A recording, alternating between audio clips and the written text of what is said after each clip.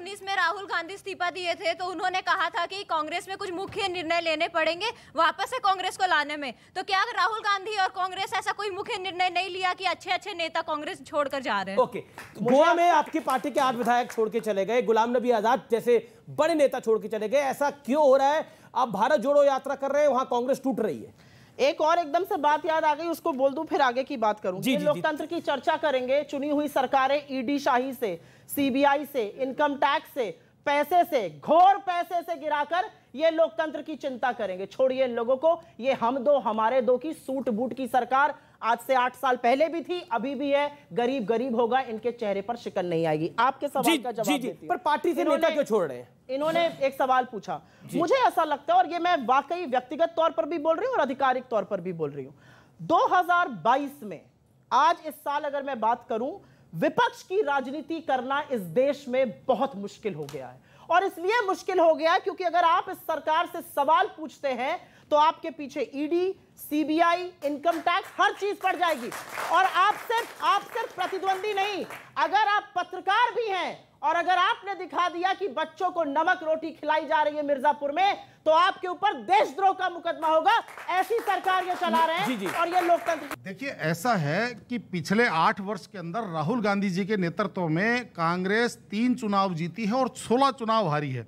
2024 से पहले 6 राज्यों के चुनाव होने और उसके बाद में 2024 का चुनाव होना है।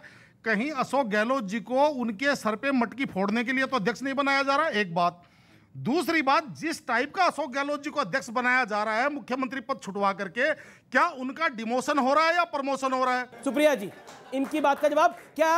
अशोक, इनके सवाल का पहला भाग लेते हैं कि क्या अशोक गहलोत पर मटकी फोड़ने के लिए उनको मतलब कि चुनाव हार जाएं तो किसी को जिम्मेदार बताने के लिए अध्यक्ष बनाया जा रहा है? क्योंकि निर्णय तो सब गांधी परिवार ही ले रहा है, तो रिमोट कंट्रोल से चलेंगे अशोक गहलोत?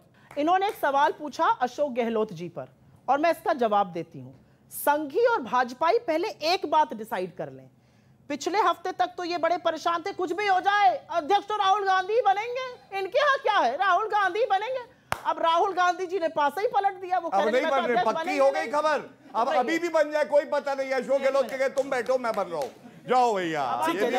Letter answer. पहले तक तो इनके पास ये था राहुल जी बनेंगे, राहुल गांधी बनेंगे, चल रही है प्रक्रिया। अब वो कहने में नहीं बनूंगा, तो अब बेचारों के पास मुद्दा नहीं। राहुल जी नहीं बन रहे, मतलब पक्का है। अब ये अशोक गहलोत जी के पास पहुंच गए, उनको करने के लिए 8 साल से ऊपर से बीजेपी ने ऐसा कोई पैतरा नहीं किया है कि वो राहुल गांधी जी का रेपुटेशन असैसिनेशन करे, अपनी खुद की स्पीचेस उनके से कहलवाना, काटना, ये सारे काम बीजेपी ने कुकर्म किए हैं। इनकी एक पूरी ट्रोल आर्मी है, तमाम विश्लेषक बैठे हुए हैं जो ये कुकर्म करते हैं। ये काम इन्होंने किया है। राहुल गांधी जी को रत्ती भर फर्क नहीं पड़ता ये करते हैं, वो अभी भी सवाल पूछते हैं और जब सवाल पूछते हैं तो इनकी हालत टाइट हो जाती है, जवाब दे नहीं पाते हैं। और राहुल गांधी जी, एक मिनट, राहुल गांधी जी जब एक एसिड विक्टिम से मिलते हैं ना तो यहाँ पे नींद उड़ जाती है। राहुल गांधी जब एक दिव्यांग से मिलते हैं ना उनकी नींद उड़ जाती है। जब एक बूढ़ी मां उनको पकड़ के भाव विवाल और भावुक हो जाती है ना तब इनकी नींद उड़ जाती है। राहुल गांधी जो भारत जोड़ो की बात कर रहे हैं वो आपके जैसे नौजवानों के हौसलों को जोड़ने की बात कर रहे हैं जो इनको नागवार है।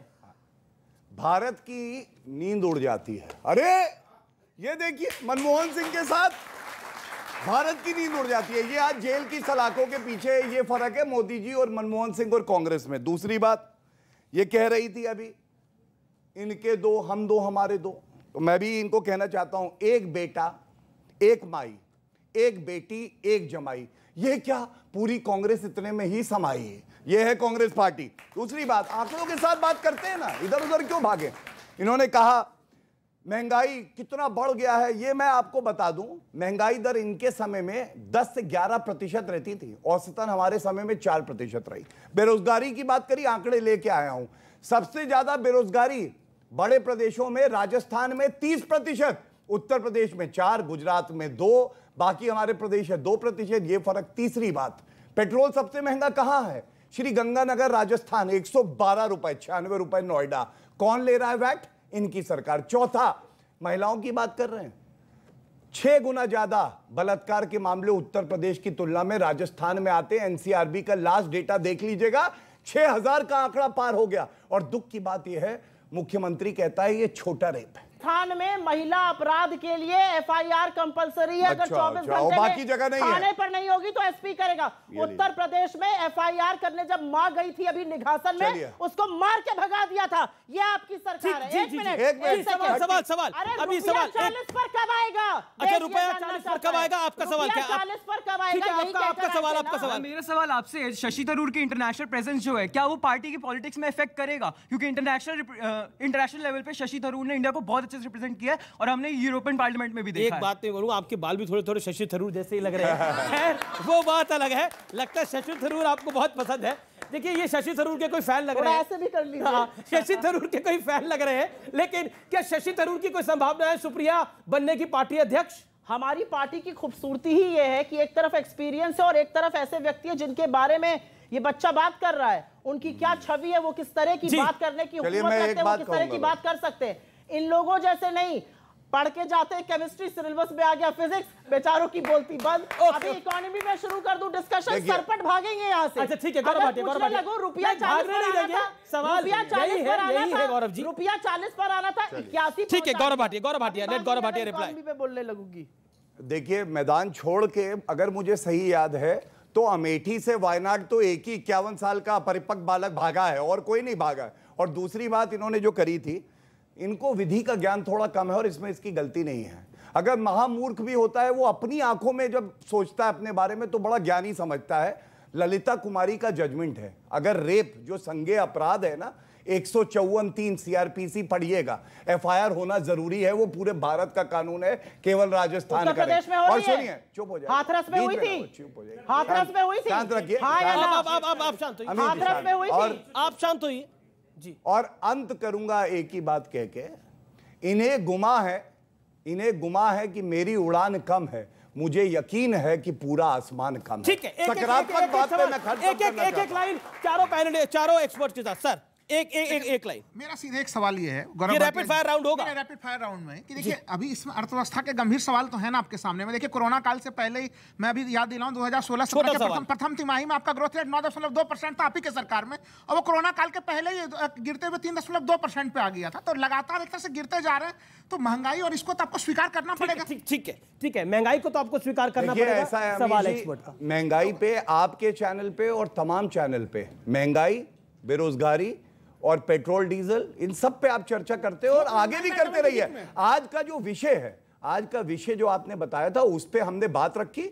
समय कम होता और एक बात और कह दूं, सवाल पूछ लिया फिजिक्स पर, कैसे देंगे बेचारे जवाब? ठीक है अब एक सवाल आंकड़े तो दे दीजिए मैडम, आंकड़े तो दे दीजिए। छोटा सवाल, आखिरी 2 मिनट है, छोटा सवाल छोटा जवाब। देखिए, सुप्रिया जी ने मेरा प्रश्न का उत्तर तो दिया नहीं, अब अपना सवाल पूछिए। लेकिन मैं तो केवल इतना पूछना चाहता हूं, उस भोजन बाई जो बुंदेलखंड की बहन थी, हमारी माता थी आदिवासी, उनके घर जो 2 बार भोजन करे आए थे राहुल गांधी जी, अब तो उनको माननीय प्रधानमंत्री जी की आवास योजना पक्का मकान मिल गया है। उनके घर जाकर, जहां वो नल भी लग गया है, वहां का पानी कब पिएंगे, उस पक्के मकान में बैठ के भोजन कब करेंगे? जिस दिन प्रधानमंत्री मोदी, इसका जवाब सुन लीजिए, उधर ना देखिए, खुश ना होइए, अपना सवाल जवाब सुनिए, बात सुनिए। अरे आपको खुश रहने का हक नहीं है, कांग्रेस ही खड़ा है। हाँ, मत रहिए खुश। जिस दिन प्रधानमंत्री आदिवासियों के खिलाफ बनने वाले काले कानून वापस लेंगे ना, जो लंबित है लोकसभा में, उस दिन हम जाएंगे। राष्ट्रपति बना दिया, आदिवासी महिला को राष्ट्रपति तो कोविंद जी को भी बना दिया था। दलितों का क्या हाल हुआ है देश में, ये बताओगे? दलितों का देश में क्या हाल हुआ है, इस पर आप बोलेंगे? दलित महिलाओं के साथ अभी भी किस तरह से बोलेंगे? Last 2 minute. ओके, दीपक जा। सुप्रिया जी ने एक बात बोली, भाटिया जी ने एक बात बोली थी, बोले व्यक्तिगत अटैक। अरे आप लोग व्यक्तिगत अटैक कर करके सत्ता में आए हो, राहुल गांधी को 8 साल से गाली दे रहे हो और कुछ नहीं करो। तो ये व्यक्तिगत नहीं होता, ये दिखाता है कि उनको भारत की संस्कृति क्या है, यहाँ पॉलिटिक्स क्या है। कांग्रेस का प्रस्तावित अध्यक्ष है, वो कल कह रहा था कि मैं अध्यक्ष भी रहूंगा और मैं राजस्थान का मुख्यमंत्री भी रहूंगा। दिक्कत की बात आखिरी 30 सेकंड, सिलेबस के बाहर का सवाल था महंगाई और बेरोजगारी। मैंने आंकड़े दिए आपको, नहीं होनी चाहिए। इस देश में चर्चा का सिर्फ एक मुद्दा है, बेरोजगारी और महंगाई, बाकी सब व्यर्थ है। बहुत बहुत शुक्रिया आप दोनों मेहमानों का यहाँ पर आने के लिए और आप तमाम एक्सपर्ट्स का। जनता जनार्दन